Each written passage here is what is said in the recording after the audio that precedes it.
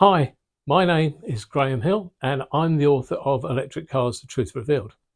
Now, before I get started, I must just apologise for any slight jumps in the recording. I've developed a bit of a cough, which I have to get edited out in order to save your eardrums, hence the occasional jumps in the recording.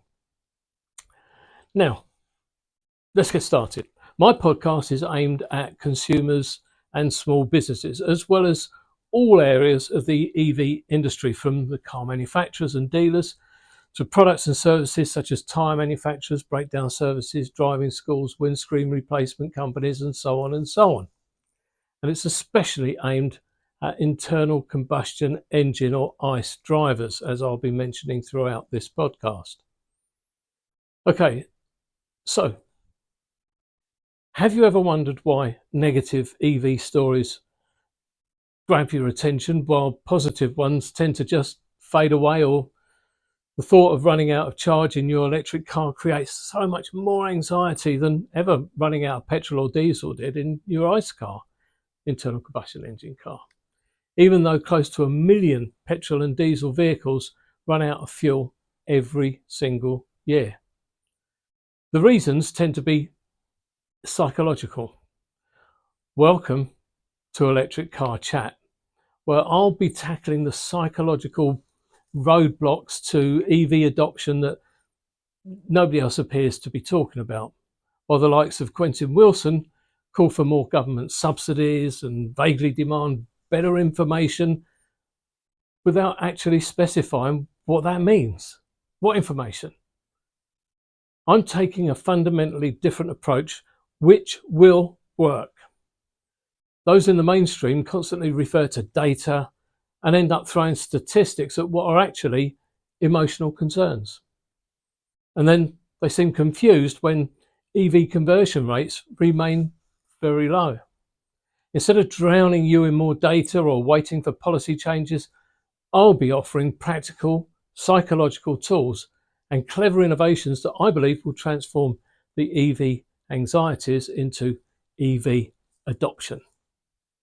You'll discover how a simple device can eliminate battery fire concerns and why charging in the rain isn't the electrocution risk that you might imagine it is, with a cheap, practical solution to give comfort to those with really serious concerns.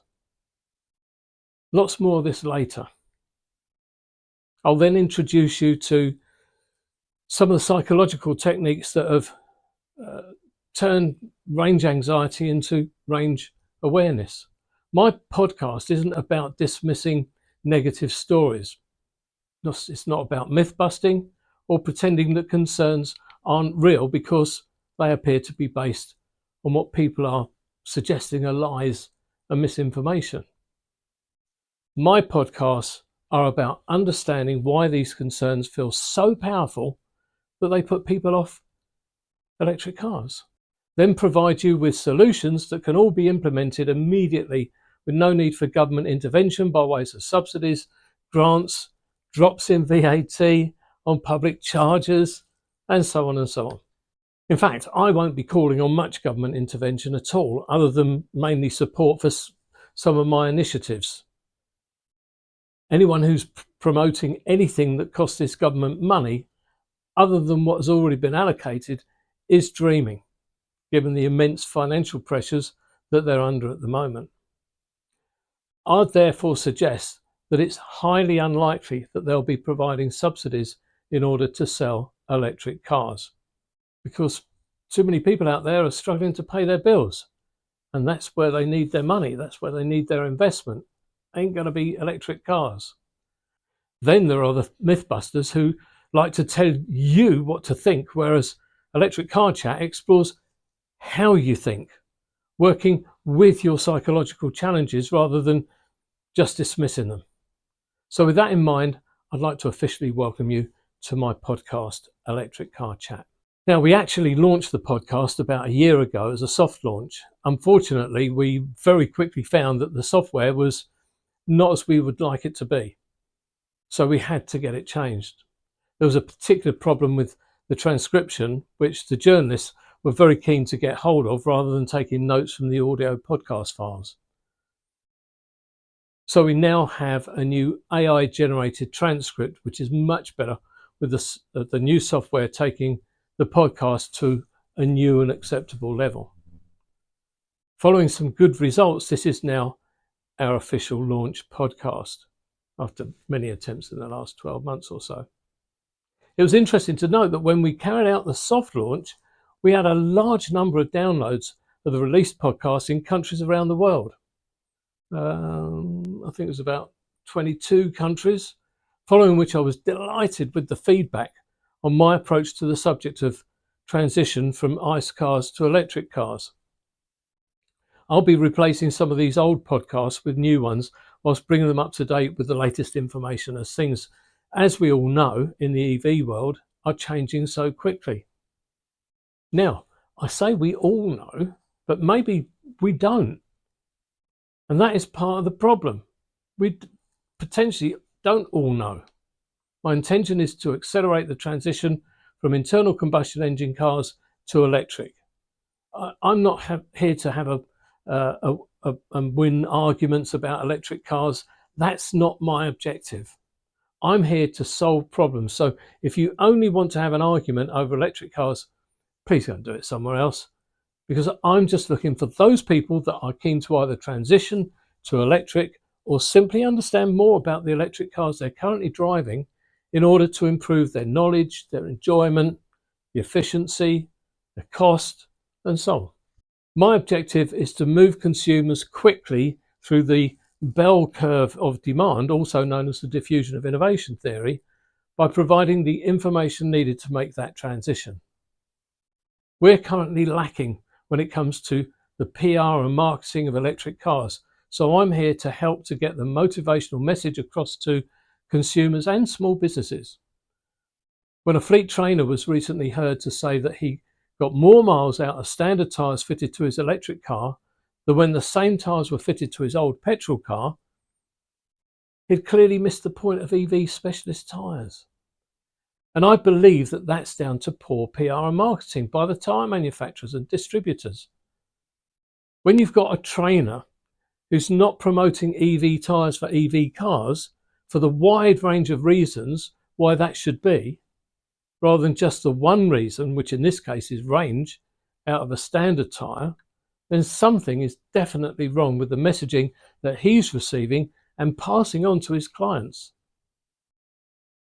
When a massive fire started in a car park in Luton Airport, the natural assumption by many was that it was started by an electric car, when it wasn't. The question is, why did so many people make this assumption, including me? I would suggest, again, poor PR and marketing by the car manufacturers. I'll be delving into both of these situations in future podcasts. Okay, so what's this podcast going to give you that no other podcast will? As I've already mentioned, we won't be dwelling on myth busting, and we won't be calling on the government to spend vast amounts of taxpayers' money. In a moment, I'll be telling you how I'm going to go about increasing the sales of electric vehicles by providing information and advice to consumers, most of which has never been discussed or disclosed previously. I'll also use psychology, something I became extremely interested in and started studying probably 40 plus years ago when I trained as an instructor for Dale Carnegie training. Dale Carnegie was the author of the book How to Win Friends and Influence People. Then I'll be taking what I've learned over the many years, including the things I learned as a training instructor, to solve the problems of getting more electric cars registered both in the UK and around the world. If you're a confused ICE car driver needing to know more about electric cars before transitioning, then this is the podcast for you. Hit the subscribe button now or visit grahamhilltraining.com/podcast and subscribe there. One of the subjects I'll be talking about will be data, something that so-called EV experts seem to be obsessed with. I'm not a big believer in data, as you'll see and hear in the podcast on data collection and its uses. It can be very misleading and manipulated, and often the quality of the data is down to the quality and the ability of those collecting and interpreting it.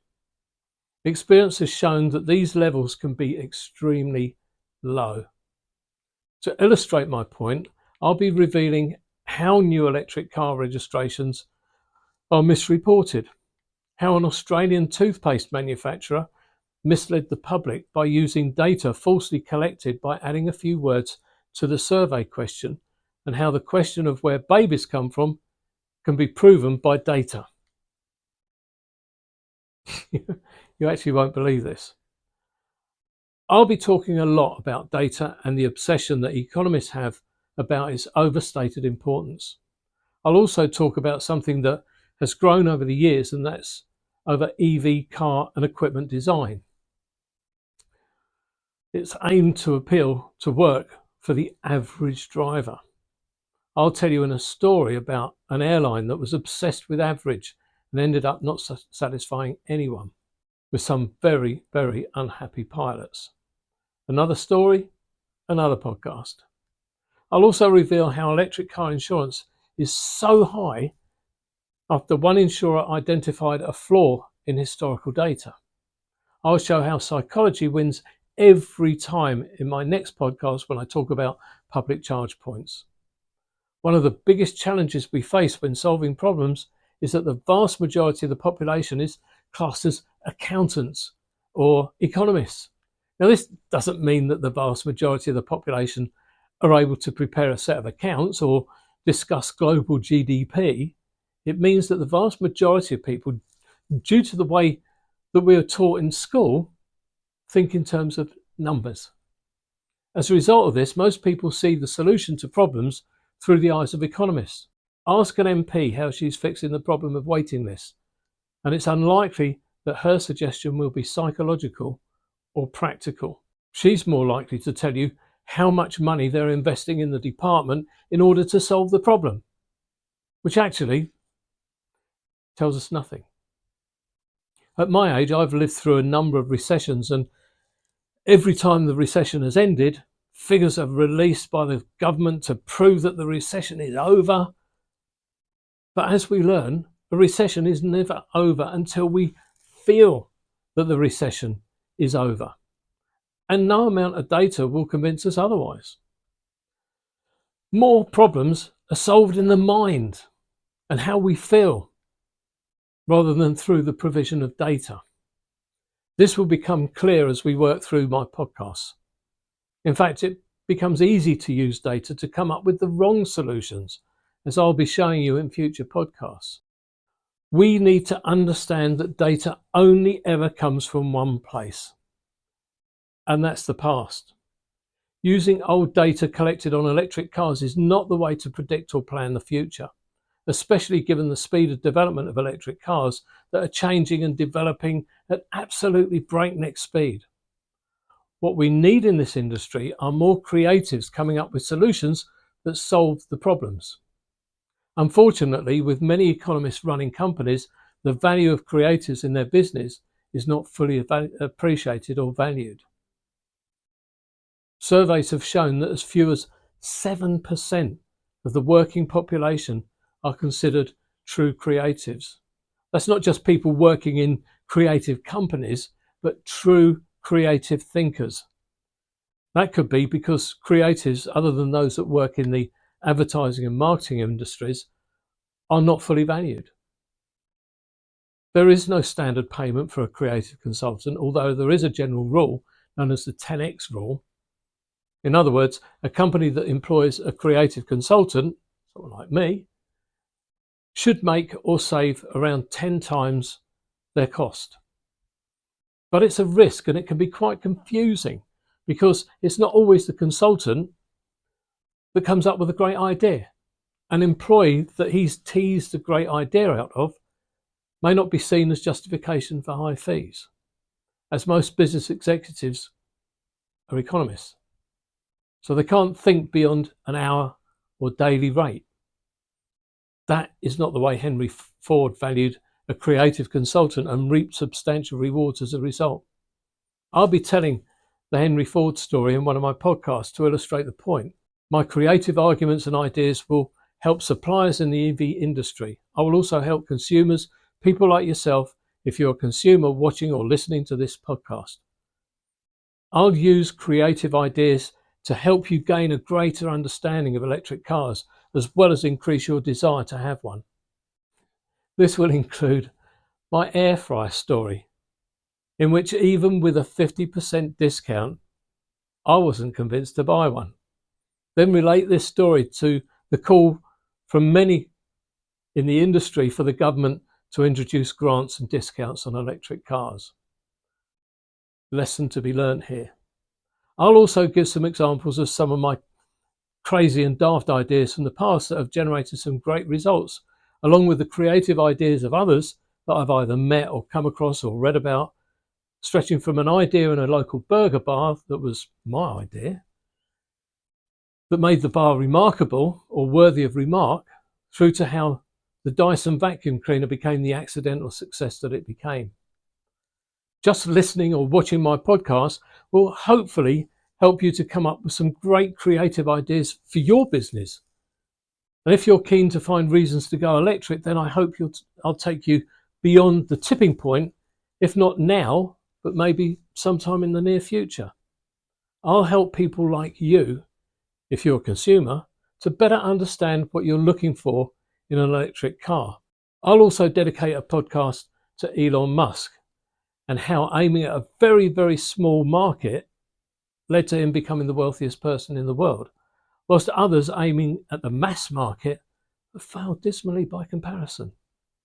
He may not currently be the most popular guy on the planet, but Elon's early story is fascinating, as I'll be explaining. As I've mentioned before, telling people something won't convince them, but showing them something carries much more weight. This, of course, is a lesson that will need to be learned by the so-called mythbusters and the EV industry in general, as I'll be demonstrating throughout the podcasts.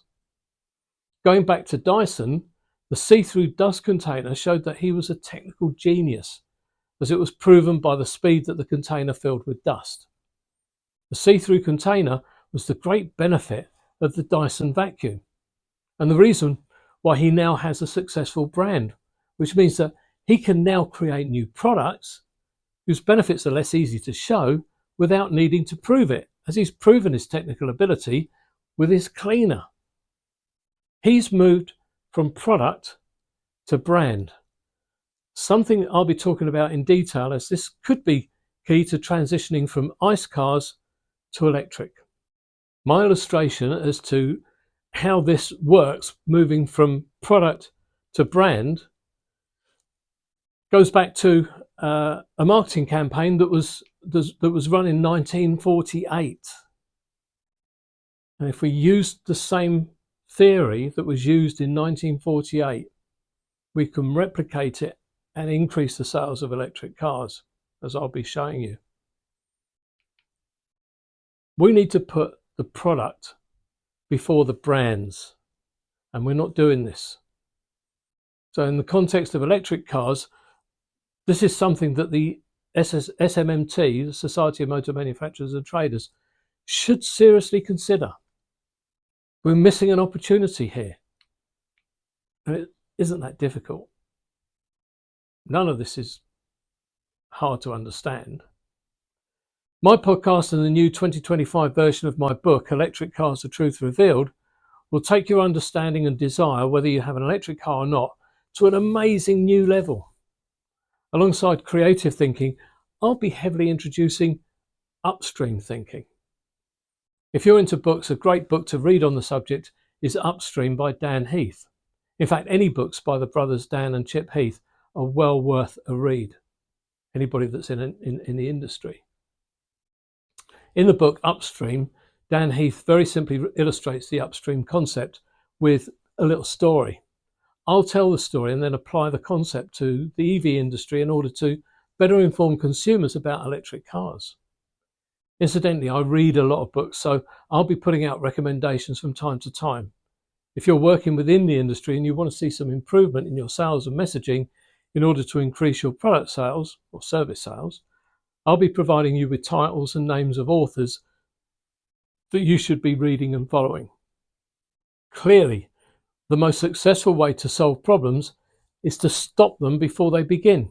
So what I'll be doing is combining this upstream thinking with creative thinking to come up with some amazing results. I'll be showing you how creative and upstream thinking go hand in glove to help the industry to make strong arguments in favour of electric cars. And it'll help consumers to make informed choices if and when they feel the need to go electric, either now or later when they next change their car, or when you next change your car. We still constantly read that there are not enough public chargers, although those who drive electric cars would dispute this. It is still one of the top reasons why people have put off transitioning to electric cars, even after it's revealed that there is one public charge position for every 18 electric cars, compared to 486 cars per filling position for petrol and diesel cars. It's a huge difference. And of course, you can't fill your car up at home. Well, you probably could do, but not everybody's got a fuel tank in their back garden. I'll show you how this barrier to transitioning to electric cars can be overcome with a multi-million-pound idea that would cost comparatively very little to implement. This, in fact, will be my next podcast. So make sure that you subscribe to receive it by going to grahamhilltraining.com/podcast or subscribing wherever you're finding me on Spotify or whatever. I'll also be discussing the underutilisation of the public chargers in the UK. Most of the charge companies are sadly, unfortunately, still making losses, which could lead to the contraction of charge station operators. This will result in less choice, less competition. I've got loads to talk about when it comes to public charging, so now let's rattle through a few more things that we're going to be talking about in future podcasts. As I've already said, I'll be addressing a large number of issues that are not being dealt with by others in the industry. The first of which is amaxophobia. Now, amaxophobia is a Greek word that translates to fear of driving or driving anxiety. In the United States, it's been calculated that 70% of the driving population suffer from some form of amaxophobia. In the UK, it's more difficult to measure because us Brits find it much more difficult to admit to perceived failings of the mind. However, it's been estimated that between 30% and 70% of the driving population suffer from driving anxiety in the UK in their petrol and diesel cars. I would actually put that closer to 70% than 30%. From my experience, these anxieties can range from driving at night, driving on motorways, driving over bridges or through tunnels, reversing, driving around roundabouts, driving with people in the car, driving alone, driving in the rain, and so on and so on and so on. Lots and lots of reasons why people suffer from anxiety. If you then take these people that are already suffering from various types of driving anxiety or amaxophobia, driving an electric car could take the anxiety to a whole new level, and it has to be resolved. So I'll be addressing this and suggesting and recommending ways of overcoming driving anxiety when it comes to electric cars that may help sufferers to get through the transition, make them feel comfortable. Again, most of the anxieties are psychological and certainly not numerical. Another fear that goes back to our childhood is charging cars in the rain. We were always told as children that water and electricity don't mix, and yet we have charge stations without canopies over them to give them at least some protection from the rain. And then you're expected to plug the public charger into the car with water streaming over the car socket and the charging plug that you're holding in your hand. Simply telling potential drivers and buyers of electric cars that they're quite safe to charge in the wet, as safety standards make the cars and the chargers very safe to use. That's the Mythbusters way of dealing with it. And it's not really convincing, is it? Are you convinced with that? But this is generally the way the Mythbusters treat this genuine fear that drivers have. However, I have a very cheap solution to this problem, which I'm more than happy to discuss with car manufacturers, dealers and leasing companies, either in the UK or elsewhere around the world. Applies everywhere. Of course, an obvious partial solution would be to put canopies over every charge station, but then I'm told that this adds not just costs, but time in order to gain additional planning. This could be an area where the government could actually help out. My strong suggestion to charge station operators is, wherever possible, to retrofit them, because you'll find that many people, certainly in poor weather conditions, will only use charge stations that have some sort of cover over them. For those who like numbers, to prove a point, and of course most of you do, around 2.5 million people receive an electric shock at home or at the workplace every year. And frighteningly, of those, 350,000 result in serious injury. So you can understand why many people are put off by the fact that at some stage they will probably need to charge their electric car using a public charger in the rain. And not having a canopy over the charge station could not only be perceived as dangerous, but also be extremely inconvenient and uncomfortable when trying to get a charger to work or make their payment whilst pretty much getting drenched in their out clothes. You know what I'm saying? I'll provide a solution to the perceived danger of electrocution, whilst the charge station operators, you've got to come up with a way of retrofitting these canopies over the chargers, or coming up with some other solution to the problem of people getting wet and being exposed to the weather when they're sorting out the charge to their car through using a public charger. Okay, so moving on, there's something called the curse of knowledge. There's a common held belief amongst electric car manufacturers and their designers that we all want cars that are stuffed full of technology, assuming that all drivers understand technology as much as the designers do. Unfortunately, not all customers feel the same.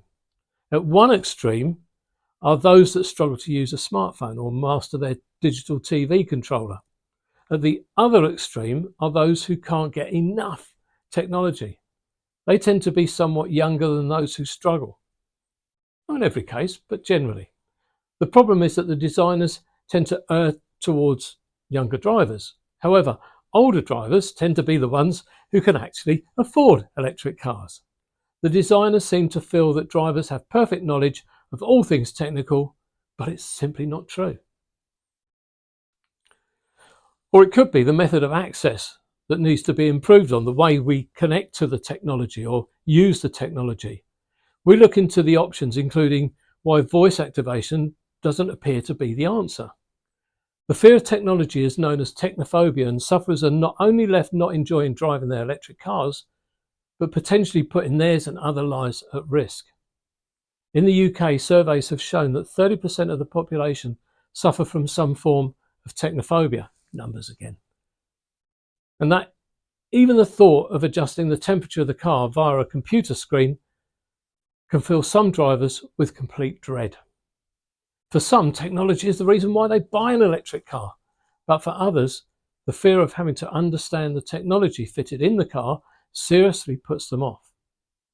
Or could it be that people love the technology but hate this method of access?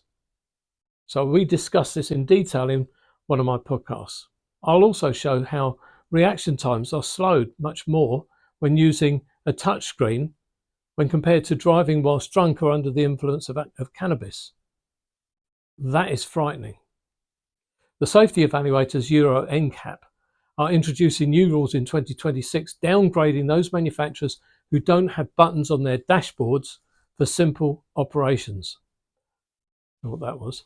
I'll talk about these changes in one of my podcasts and how the overcomplicated controls stop people from buying into electric cars. In fact, several manufacturers have already announced that they're moving away from touchscreens and towards buttons and switches. I read the other day that includes VW, MG, Hyundai, Ford, and probably many others. For years, I've campaigned to bring essential on-the-move control distractions into Euro NCAP safety ratings, so far without success. I'll illustrate my fears with a story from Germany. I said that I wouldn't myth bust, and I won't. But I will be calling out the mythbusters when they get it wrong. I currently have 2 dismissive so-called myth busts that could cost those who take the word of the mythbusters substantial amounts of money and at worst put lives, including theirs, at risk. If you happen to be one of those who feels the need to myth bust, you need to first of all check your facts. Then give accurate advice and information. I'll cover each of these 2 misleading myth busts in separate podcasts. You need to look out for these podcasts, as the information that you may have already heard or watched on a Mythbusters podcast and then followed could be misleading and very dangerous. In 2023, as I've mentioned earlier, there was a major fire in one of the car parks in Luton Airport. This led to a lot of speculation that the cause of the fire was obviously an electric car and that a lot of vehicles destroyed were electric. Now, according to the local fire brigade report, which I've read, there were 1,352 vehicles destroyed in the fire. Some of the vehicles were so badly damaged and burnt that neither make nor model could be identified, and the fire brigade had to test the surrounding area for any chemical evidence of electric cars being involved in the fire. And they could find none. The Mythbusters had a field day because they started and finished with the car that was the cause of the fire, which was caught on CCTV, which was found to be a diesel Land Rover leaking fuel. However, unlike me, it didn't concern them that no electric cars were involved, and that the outcome could have been, and what the outcome could have been, if electric vehicles had been involved in the fire. Even if an electric vehicle wasn't the initial cause, I'll be dedicating a podcast to looking into this fire and seeing what lessons could be learned as a result. With so many vehicles being destroyed in a multi-storey car park, none of which were electric, I asked the question, what would the outcome have been had the fire occurred in a few years' time, when possibly 30% of the cars in the car park could have been electric? The proposed solution by the fire brigade was to have all multi-storey car parks fitted with sprinklers, which might work for ICE vehicles, but would sprinklers be enough to extinguish an EV fire? I go through this and put my recommendations. Now, the targeting of audiences is essential if car manufacturers and dealers are to increase the transition from ICE cars to electric cars. In order to do this, you require an understanding of the diffusion of innovation theory, as brilliantly explained by Everett Rogers in the 1960s.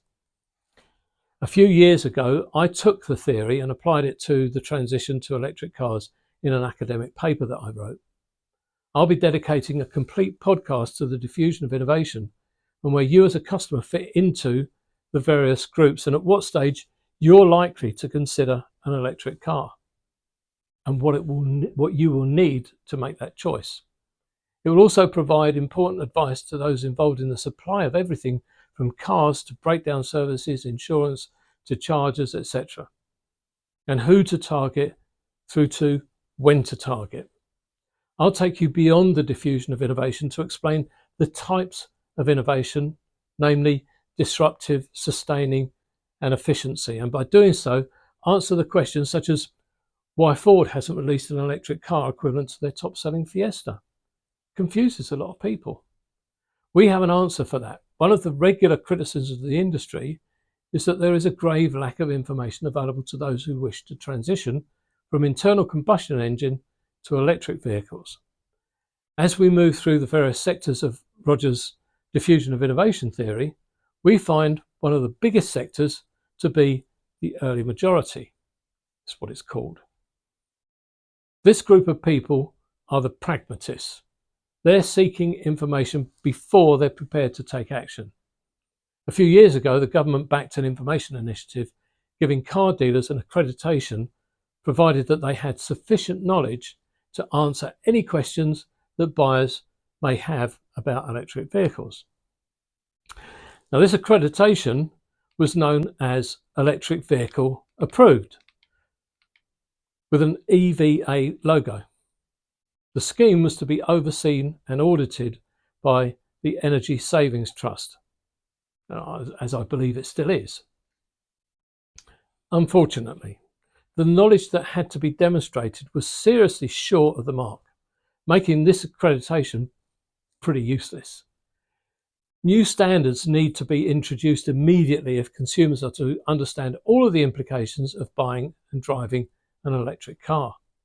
Much wider information must be available to satisfy the granular needs of potential electric car buyers.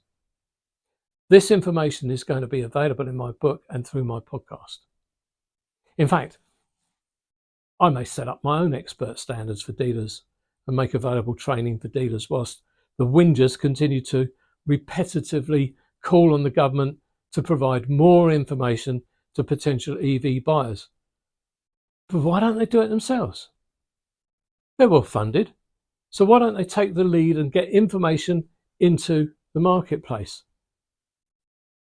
I'll tell you why. The answer's fairly simple. Unlike me, who's written a book advising everything you need to know before and after buying electric cars, they are just simply clueless. They simply don't know what information would convince drivers of ICE cars to transition to electric. So they just pass the buck and expect the government to take and drive the information that's needed for people to transition. They won't do anything. There are many people out there that raise real concerns over the negative stories that appear in the press, on social media, on radio and on the TV. The Wilson whingers love to complain about all the negativity that's out there, but they add to the negativity by being negative about the negative stories. It's a vicious circle. However, many of these negative stories carry warnings that should be addressed rather than just dismissed. So I'll explain why we immediately turn to negative stories dating back to the birth of man and how to ensure that any warnings are not simply dismissed by the mythbusters and the whingers. The rate of evolution of electric cars is growing at a staggering speed, as I've already mentioned. On the one hand, this is really exciting, but on the other, it makes predicting the future value of electric cars extremely difficult, if not impossible. One of the most critical developments is that of battery design, leading to faster charging and longer ranges. So within a few months of you taking delivery of your new car, it could be considered by many to be obsolete already, as a replacement model is launched that can charge in half the time with double the range. In those circumstances, thousands of pounds can be wiped off the value of your car pretty much instantly. But by choosing the right finance, you can protect yourself against these massive losses. Sadly, the finance industry is very poor explaining how the various types of finance work, along with their benefits and their drawbacks. A good example, and one that I will explain, is personal contract purchase, or PCP. The advantages are lower monthly payments and low risk, but much higher interest charges than, say, HP over the same period. I'll explain some of the most relevant types of finance extracted from my book, Car Finance, The Ultimate Guide. If we're on target to hit the government's electric car registration figures for 2030, we need to see registrations increase from the current 1.4 million to between 8 and 9 million electric cars, excluding hybrids. So I'll explain in one of the podcasts, with the help of Nigel Farage, how, for the vast majority of drivers, electric cars are not for them. Yet, although I believe that within 5 years, with greater range and faster charge times, they'll become the cars of choice for the majority of drivers. We've seen it with petrol cars replacing diesel cars to save the atmosphere when it was believed that diesel was destroying the ozone layer. Remember that? Holes in the ozone layer? Computers were shunned as people worried about them replacing jobs and causing damage to health. Not too far away from AI. These days, it's rare for anybody not to have access to a computer. And we won't even mention mobile phones that were predicted to turn every user's brain to mash. It's inevitable that the transition will gather pace, and when it does, we'll see electric cars become more affordable, as well as cheaper to run and cheaper public charging. What I've said so far simply scratches the surface of the amount of information that I'll be providing via the book and via this podcast. We already have well over 250 podcasts in the pipeline.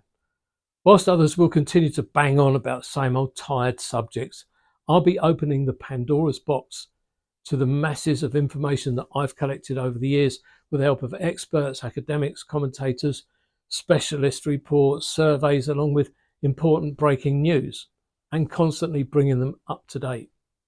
Now, I've just been prompted to give you a quick rundown of some of the stories I'll be telling you to help you better understand and appreciate electric cars. From consumers and small businesses wanting a greater understanding through to the EV industry itself, looking for better ways to market their offerings, including the cars themselves. Strong marketing and PR will get us into the really big numbers, not discounts and subsidies, as many are pushing for, not myth busting or whinging about the press, TV, social media. It's all about messaging. It's all about information and stories. For those PR and marketing companies that agree with me, then I'm open to offers. That also applies to car manufacturers, dealers, leasing companies, and support products and services. Please get in touch if I can help by completing the inquiry form on grahamhilltraining.com. Now let me give you a few more tasty morsels of what to expect.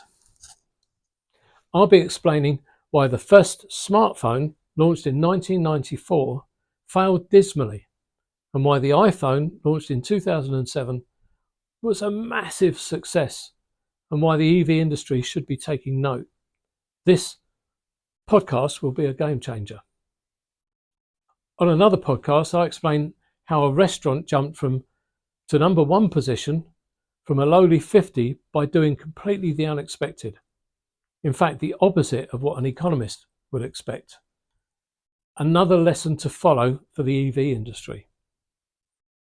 I'll explain why the new direct sale model, known as agency model, used to sell new cars online to consumers and small businesses, needs to be stopped. And stopped immediately, as manufacturers attempt to control the market in order to avoid the penalties that are imposed on the car manufacturers if they fail to hit their electric car sales targets. Not only does this push up prices, but it fails to treat customers as extremely important parts of their business in need of help, as well as advice and a bit of stroking. That personal touch is the function of the dealerships that we're partially losing. Let's not lose them. I also reveal the thoughts of the ex-MD of Mercedes UK when justifying their move to agency model 2 years ago. A frightening and insulting revelation if you're a Mercedes customer, as I have been myself personally for many, many years.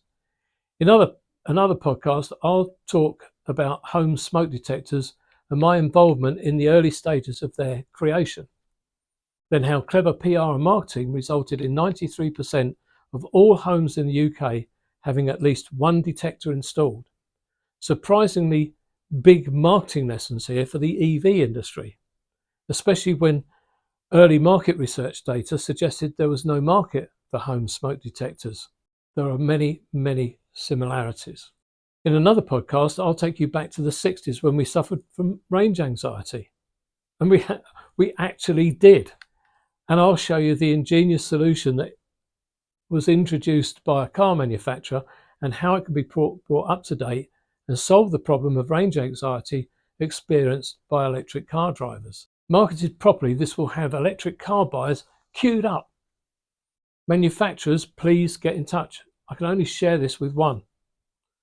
Why do most electric car TV adverts in the UK show cars with the steering wheel on the left? Sorry, that would be to your left.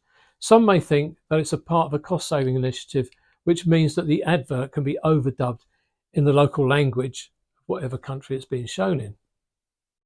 I can use the one advert anywhere in the world. Or is it something that's more sinister than that? I talk about this in another podcast. The Hatters Development Council did something in 1948 that massively increased the sale of hats, an industry that was struggling. I show how the same principles could be used to ramp up the sale of electric cars. And yes, another podcast. I could go on and on. As I said, 250 plus podcasts are in the pipeline, but you'll be pleased to know that I won't. You'll just have to wait. So that wraps up my opening podcast. Please go to grahamhilltraining.com/podcast to sign up for future editions or subscribe wherever you found this podcast, whatever platform. Remember, no other podcast will come anywhere close to mine when it comes to content. That's just a simple fact. Let me leave you with this final thought regarding engineering and design. There is a saying in engineering that the best part is no part. In other words, keep the parts to a minimum and make them less likely to go wrong.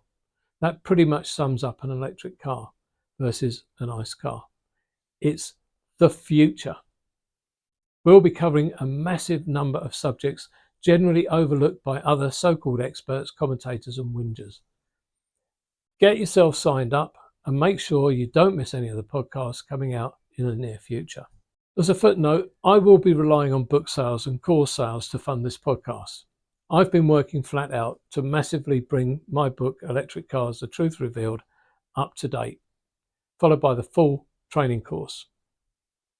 If you buy the old version of the book, as soon as the new version is complete, we'll get a copy out to you free of charge. And if you pay for the training that will follow later this year, you'll be able to get a copy of the book and the course at a very low price. The book will be going up and the course will be in the hundreds when it finally gets released later on this year.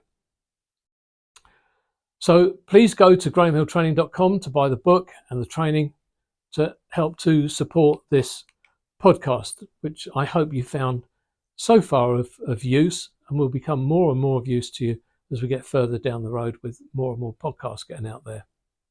So thank you for your time. I really appreciate it. I've been Graham Hill, and I'll see you on the next one. Bye for now.